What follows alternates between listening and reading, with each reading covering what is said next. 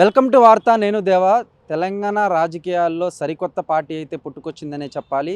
తెలంగాణ రక్షణ సేన అని తెలంగాణ జాగృతి అధ్యక్షురాలు గత కొద్ది రోజుల క్రితమే పార్టీని అనౌన్స్ చేశారు. ఈ నేపథ్యంలో తాజాగా సిఈసి కూడా తెలంగాణ రక్షణ సేన టీఆర్ఎస్గా తనకైతే మాత్రం అంటే అధికార ముద్ర అయితే వేసింది. ఆమోద ముద్ర అయితే తెలుపుతున్నట్లు కూడా అధికారులు అయితే మాత్రం తనకు ఒక సర్టిఫికెట్ని అయితే అందజేశారు. అదేవిధంగా మనం పార్టీ ప్రకటించిన రోజు కూడా చూసుకున్నట్లయితే కేసీఆర్ మరమనిషి తమ మనిషి కాదని అటువైపు వెలగమెట్ల బాధితులకు సంబంధించి అయితేనేమి, హైడ్రా బాధితులకు సంబంధించి అయితేనేమి, వీరందరూ కూడా యాడున్నావు కేసీఆర్ అనగానే రాలేదు కాబట్టి తను మరమనిషిగా మారిపోయాడని అయితే మాత్రం కొన్ని తీవ్ర వ్యాఖ్యలు అయితే చేసింది. ప్రస్తుతం ఇదే విషయంపై మనతో పాటు మాట్లాడడానికి తెలంగాణ మహిళా కాంగ్రెస్ వైస్ ప్రెసిడెంట్ రేఖా గారు ఉన్నారు. చెప్పండి మేడం, కన్న తండ్రిని పట్టుకొని దాదాపు 10 ఏళ్ళు పాటు అధికారం అంటే అటువైపు ఎంపీగా అయితేనేమి, ఎమ్మెల్సీగా అయితేనేమి కొనసాగింది.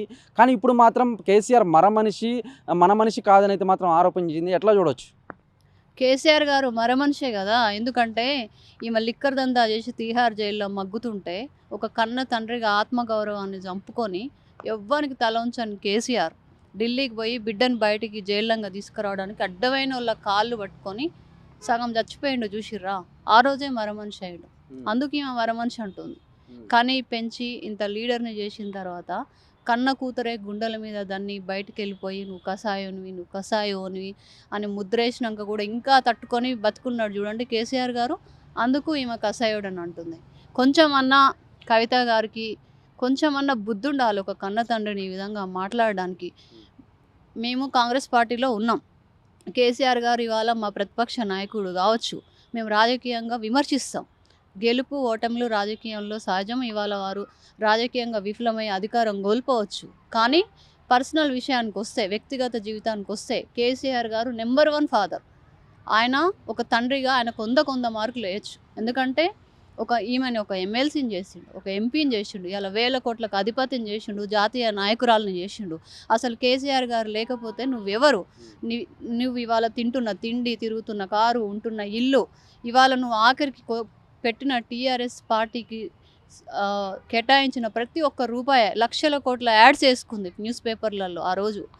ఇవన్నీ కూడా కేసీఆర్ గారు పెట్టిన భిక్ష కాదా కవిత గారు అని అడుగుతున్నా. అంటే ఆ పార్టీ ప్రకటించిన రోజు కూడా మనం చూసుకున్నట్లయితే పందికొక్కులు గుంటనక్కల మధ్యలో ఉండిపోయి కేసీఆర్ మరమనిషి అయ్యాడు. అంటే గతంలో చూసుకున్నట్లయితే ఎప్పుడైతే ఉద్యమకారులను భవిష్యత్తులో ఉంచుకొని ఉద్యమకారులకు న్యాయం చేస్తామని చెప్పిన కేసీఆర్ దాదాపు 10 ఏళ్ల పాటు సీఎంగా కొనసాగినప్పటికీ కూడా ఇప్పుడైతే మాత్రం మరమనిషి అయిపోయాడని చెప్పుకొచ్చింది. అందుకే చెప్తున్నా కవిత గారు, ఓకే వాళ్ళు పందికొక్కులు, నువ్వు మంచి నికాసైన నాయకురాలు అయితే మరి 10 సంవత్సరాలు ఎందుకు నోరు మూసుకొని ఉన్నావు? నువ్వు ఆ పందికొక్కుల్లో పందికొక్కు అయినావా? ఇన్ని రోజులు నువ్వు మీరు దాచుకున్నది వాటాలలో తేడా రాగానే నువ్వు అలా బయటకు వచ్చి వాళ్ళు పందికొక్కులు, వాళ్ళు అవినీతి పరులు అంటున్నావు కదా. నీకు చిత్తశుద్ధి ఉంటే నిజంగా నీలో ప్రవహించేది తెలంగాణ ఆడబిడ్డల లాగా పౌరుషంగా నీలో ప్రవహించేది కేసీఆర్ గారి రక్తం అయితే నువ్వు ఇమ్మీడియట్గా నీ దగ్గర ఉన్న ఆస్తులన్నీ కూడా నువ్వు కేసీఆర్ కాళ్ళ దగ్గర పెట్టి బయటికి రా. కసాయోడు మరమనిషి పందికొక్కు అన్నోళ్ళది ఆస్తి నీకెందుకు? వాళ్ళ భిక్షతోటి వచ్చిన ఆస్తిపాస్తులు నీకెందుకు? మొత్తం మీద కనుక మనం ప్రజెంట్ చూసుకున్నట్లయితే రాజకీయాల్లో సరికొత్త ఒరవడి వస్తుంది. అంటే గతంలో చూసుకున్నట్లయితే తెలంగాణ ప్రజా జాగృతి పార్టీ ప్రకటించబోతుంది అని లాస్ట్ నిమిషం దాకా అందరూ ఊహించారు. కానీ సడన్గా ఇట్లా టీఆర్ఎస్ అని పెట్టడానికి గల ముఖ్య కారణం ఏమైనా ఉందనుకుంటున్నారా? నేను చెప్తున్నా కదా, కేసీఆర్ గారు లేకపోతే ఇవాళ కవిత గారు ఎక్కడి నుంచి వచ్చిర్రు? ఇవాళ అన్ని కేసీఆర్ గారి నుంచి తీసుకుంది 10 సంవత్సరాలు.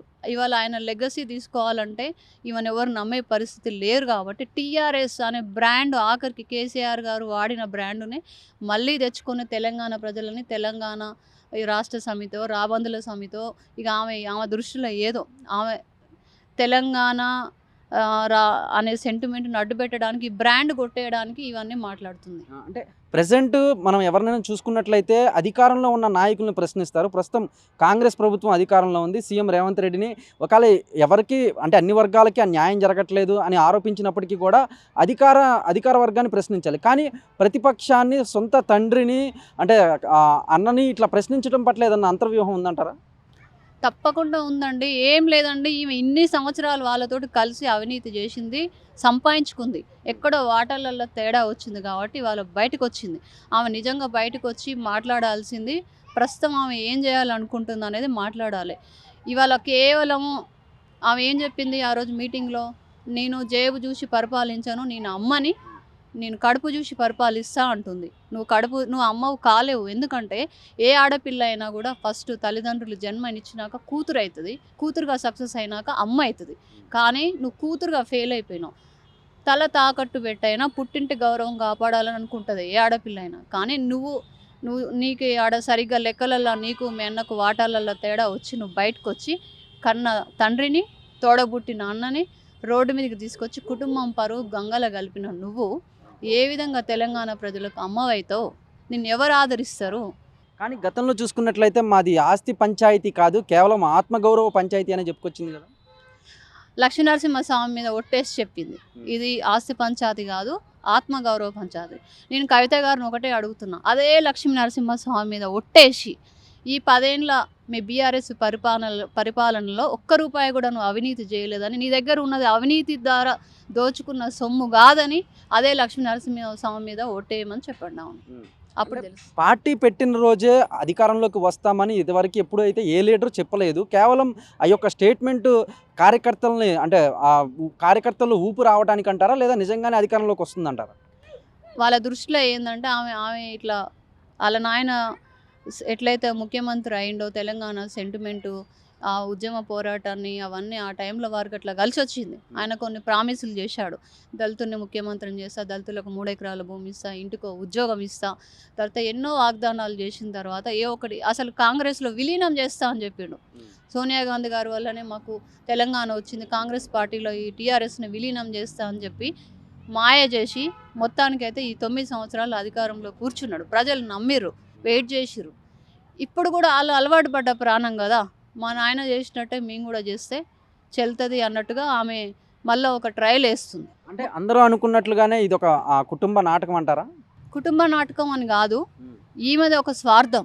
ఈమె కుటుంబంతో వాళ్ళతోటి ఈమె ఏదైతే అవినీతి చేసిందో ఆ డబ్బులో ఈ యొక్క లెక్కలలో వాటా వచ్చే బయటకు వచ్చింది తప్ప ఈమె తెలంగాణ ప్రజల్ని ఉద్ధరిద్దామని రాలేదు. నేను అదే చెప్తున్నాండి, తెలంగాణ ప్రజలారా ఒకటి, ఈ కవిత గారిని అస్సలు నమ్మొద్దండి. ఎందుకంటే నువ్వు కని పెంచిన ఇంత పెద్ద లీడర్ని చేసిన కన్న తండ్రినే నువ్వు ఇవాళ నువ్వు అడిగిన నీకు ప్రియారిటీ నీకు పార్టీలో ఇవ్వలేదని చెప్పి బయటకు వచ్చి కసాయోడు అన్నావు, మరమనిషి అన్నావు, పందికొక్క అన్నావు, ఎన్నో అంటున్నావు నువ్వు వాళ్ళని. రేపు ఇలా ఎలాంటి రక్త సంబంధం లేని మనల్ని తెలంగాణ ప్రజలు నమ్మిగిన ఆమెకు ఓటేసి ఆమె పక్కన చేరితే రేపు ప్రొద్దున ఇంకేదన్నా బెస్ట్ ఆపర్చునిటీ వస్తే మనందరినీ రోడ్డు మీద వదిలేసి పోదని ఏం గ్యారంటీ ఉంది చెప్పండి? అంటే ఆ రోజు చెప్పిన మాటలు కవితను కనుక మనం చూసుకున్నట్లయితే కవిత నోటి వెంట వచ్చిన స్క్రిప్ట్ రేవంత్ రెడ్డి రాసిచ్చింది అని చాలామంది రాజకీయ నాయకులు ఆరోపిస్తున్నారు. అది నిజమే అంటారా? ఆమె రేవంత్ రెడ్డి గారిని కర్కోటకుడని విమర్శించింది కదా. రేవంత్ రెడ్డి గారు అయితే మరి రేవంత్ రెడ్డి గారిని ఆమె ఎక్కడ కూడా మెచ్చుకోలేదు. రేవంత్ రెడ్డి గారిని విమర్శించింది. ఏమిటికి కర్కోటకుడమ్మ, నీలాగా కన్న తండ్రిని కన్న తండ్రిని తోడబుట్టిన అన్నని రోడ్డు మీద వదిలేసి కుటుంబం పరువు తీసినందుక, లేకపోతే ఎన్ని చేస్తున్నారు రేవంత్ రెడ్డి గారు? నీకు పేదలకు సన్నబియ్యం ఇస్తున్నందుక, 200 యూనిట్ల కరెంట్ ఇస్తున్నందుక, ఉచిత బస్సు ఇస్తున్నందుక, 3,866 కోట్ల మహాలక్ష్మి పథకానికి కేటాయించినందుక. కానీ తులం బంగారం ఇవ్వలేదు, ఇప్పటి వరకు కూడా మహిళలకు స్కూటీలు ఇవ్వలేదని అయితే మాత్రం చెప్పుకొస్తున్నారు కదా తెలంగాణ. చూడండి, మా ప్రభుత్వం అధికారంలోకి వచ్చాక మేము ఎన్నో చేసినాం. మహిళలకు వడ్డీ లేని రుణాలు ఇస్తున్నాం, 57,000 కోట్ల వడ్డీ లేని రుణాలు ఇస్తున్నారు రేవంత్ రెడ్డి గారు. Integrated young India integrated schools కోసం 12,000 కోట్లు కేటాయించరు, విద్యారంగానికి 26,000 కోట్లు కేటాయించరు. ఒకటొకటిగా ఇప్పుడు 6 గ్యారంటీల్లో మోస్ట్లీ అన్నీ అమల్లోకి వచ్చినాయి. తులం బంగారం, పెన్షన్ అనేది పెండింగ్లో ఉంది. మొన్న ఈ మధ్య రైతు బంధు కూడా ఇచ్చారు. ఏదైనా కూడా కేసీఆర్ గారు చేసిన అప్పులు 7 లక్షల కోట్లకి నెలకు 6,500 కోట్లు వడ్డీ కడుతున్నారు వాళ్ళ రేవంత్ రెడ్డి గారు. ఒక్క ఆరోగ్యశ్రీకే 2,400 కోట్ల పాత బకాయిలు క్లియర్ చేశారు. ఇక్కడ మనకు అవతల బీజేపీ కేంద్ర ప్రభుత్వంలో ఉండి పక్షపాత ధోరణితో మనకి ఎక్కడా కూడా బడ్జెట్లో మనకి ఎక్కడా కూడా న్యాయపరమైన బడ్జెట్లు వాళ్ళు కేటాయించట్లేదు. అయినా కూడా రేవంత్ రెడ్డి గారు బయట నుంచి వేరే ఇతర దేశాల నుంచి మనకి ఫండ్స్ తీసుకొచ్చి మన గవర్నమెంట్ని ఇలా సామరస్యంగా నడుపుతున్నారు. అది అంటే మొత్తం మీద కనుక మనం చూసుకున్నట్లయితే 2028లో అసెంబ్లీ ఎన్నికలు వస్తే అటువైపు మరో 10 ఏళ్ళు సీఎంగా ఉంటానని రేవంత్ రెడ్డి చెప్తున్నాడు. వచ్చేది బీఆర్ఎస్ ప్రభుత్వం అని అటువైపు కేటీఆర్ అయితేనేమి కేసీఆర్ అయితేనేమి చెప్తున్నాడు. మరోవైపు కొత్తగా పుట్టుకొచ్చిన రాజకీయ పార్టీ టీఆర్ఎస్ అధినేత్రి కవిత కూడా మా ప్రభుత్వం అధికారంలోకి వస్తుంది అంటున్నారు. అంటే ఎవరు రావచ్చు అనుకుంటున్నారు? రాబోయే రోజుల్లో కాంగ్రెస్ పార్టీ మళ్ళీ అధికారంలోకి వస్తుంది. ఎందుకంటే మేము అధికారంలోకి వచ్చిన 2.5 సంవత్సరాల్లో అన్ని 6 గ్యారంటీల్లో సగానికి పైగా నెరవేర్చడం జరిగింది. ఇంకా ఈ 2.5 ఇందుకు నిదర్శనం ఇప్పటి వరకు జరిగిన జూబ్లీహిల్స్‌లో జరిగిన కంటోన్మెంట్ బై ఎలక్షన్స్ కానీ, తర్వాత మొన్న జరిగిన మున్సిపాలిటీ ఎన్నికల్లో గానీ, మొన్న జరిగిన గ్రామ పంచాయతీ ఎన్నికల్లో గానీ, ఓట్ల యొక్క మెజారిటీని కాంగ్రెస్ గెలుపుని బట్టి మన ప్రజాపాలన ప్రజలకు అందుతా ప్రజలు ఆదరిస్తున్నారనేది క్లియర్‌గా తెలుస్తుంది. అంటే కవిత పదే పదే ఆ రోజు పార్టీ ఆవిర్భవించిన రోజు కూడా ఆ అమ్మ ఎప్పుడు ఆ కడుపు చూస్తుంది, కేవలం నేను అమ్మని మాత్రమే అని చెప్పుకొచ్చింది. కానీ అమ్మ అనగానే మనకు గుర్తుకొచ్చేది తమిళనాడు ముఖ్యమంత్రి అంటే దివంగత జయలలిత అని చెప్పొచ్చు. అంటే ఆ కట్టుబొట్టును కానీ చెప్పే మాట తీరును కానీ కవిత జయలలితను ఫాలో అవుతుంది అనుకోవచ్చా? చెప్తున్నా కదా! కవిత అమ్మ కాదు. ఒక కూతురుగా నువ్వు ఫెయిల్ అయిన తర్వాత అమ్మ ఎక్కడి నుంచి అయితావు? కన్న తండ్రినే నువ్వు ఇలా అపహాస్య పాలు చేసినావు. నిన్ను కని పెంచి ఇంత చేసిన కేసీఆర్ గారిని కసాయుడని, మరమనిషని ముద్రేసి నీ కేవలం నీ స్వార్థం కోసం ప్రజల మీద సెంటిమెంట్ రుద్ది నీ మీద సింపతి కోసం నువ్వు ఇంత డ్రామా ప్లే చేసినావు. నీకెక్కడా కూడా కేసీఆర్ గారి మీద వారి వారి పట్ల చిత్తశుద్ధే లేదు. అలాంటిది నార్మల్ సామాన్య ప్రజల మీద నీకేముంటది? నువ్వు కట్టుబొట్టు ఇది ఏమైనా జబర్దస్త్ షో కాదు, ఇది రాజకీయం. ఈ రోజుకో గెటప్ వేసుకొని వస్తే ప్రజలు నన్ను ఆదరిస్తారు, నన్ను ఇది చేస్తారు. నన్ను సీఎం జయలలిత గారికి ఈమెకు నక్కకు నాగలోకానికి ఉన్నంత తేడా ఉందండి. అంటే ఫైనల్‌గా ఆ కవితకి టీఆర్ఎస్ తెలంగాణ రక్షణ సేన అని పార్టీని అధికారికంగా ఆమోదముద్ర వేసి సీఈసీ చెప్పుకొచ్చింది. అదేవిధంగా కవిత కూడా ట్వీట్ చేసింది. విధి నా వైపు ఉంది, ఆ టీఆర్ఎస్ లెగసీని కంటిన్యూ చేసేది నేనే అని తాజాగా ట్వీట్ చేసింది. ఏం చెప్తారు? టీఆర్ఎస్ అనేది తెలంగాణ ఉద్యమం టైంలో ఆ సెంటిమెంట్ తోటి ఏర్పడ్డటువంటి ఒక బ్రాండ్. ఆ బ్రాండ్‌ని కేసీఆర్ గారే మాకు అక్కర్లేదని చెప్పి తీసేసిర్రు. ఇప్పుడు ఈమె కేవలం వాళ్ళతోటి విభేదించి ఎటుబడి మళ్ళీ ఆ టీఆర్ఎస్ అనేది సెంటిమెంట్ ప్రజల మీద రుద్ది మళ్ళీ ముఖ్యమంత్రి అయితా అన్నట్టు భ్రమతోటి ఈ లెగసీ నాదే అంటుంది. బ్రాండ్ వేసుకోగానే లెగసీ రాదు. కేసీఆర్ గారిని నువ్వు ఎంత గౌరవించినావు? కేసీఆర్ గారికి అభిమానులు ఉన్నారు. తెలంగాణ రాష్ట్రంలో అభిమానులు ఉన్నారు. నువ్వు కేసీఆర్ గారి పట్ల నువ్వు ప్రవర్తించిన తీరుకి నిన్ను ఏ ఊరికి వెళ్ళినా కేసీఆర్ గారి అభిమానులే ఉమ్మేస్తారు నీ మొహాన. నువ్వు టీఆర్ఎస్ బ్రాండ్ అని పెట్టుకోగానే నిన్ను పిలిచి రామ్మ అని చెప్పి నీకు ఎవడు అధికారం చేతికి ఇవ్వరు. నిన్నెవరు కూడా తెలంగాణ ప్రజలు క్షమించరు. అదే అంటున్నా, నీకంత చిత్తశుద్ధి ఉంటే కేసీఆర్ గారి భిక్ష నీకెందుకు? టీఆర్ఎస్ అనేది కేసీఆర్ గారు సృష్టించిన బ్రాండ్. నీకు దమ్ము లేదా? నువ్వు ఇంకో కొత్త బ్రాండ్ పెట్టుకొని ప్రజల్లోకి వెళ్ళు. మళ్ళీ ఇక్కడ కూడా ఇంకో కేసీఆర్ గారి ఉనికి అడ్డం పెట్టుకొని మళ్ళీ ప్రజల్లోకి వెళ్ళాలని ఒక తాపత్రయము, ఒక స్వార్థం.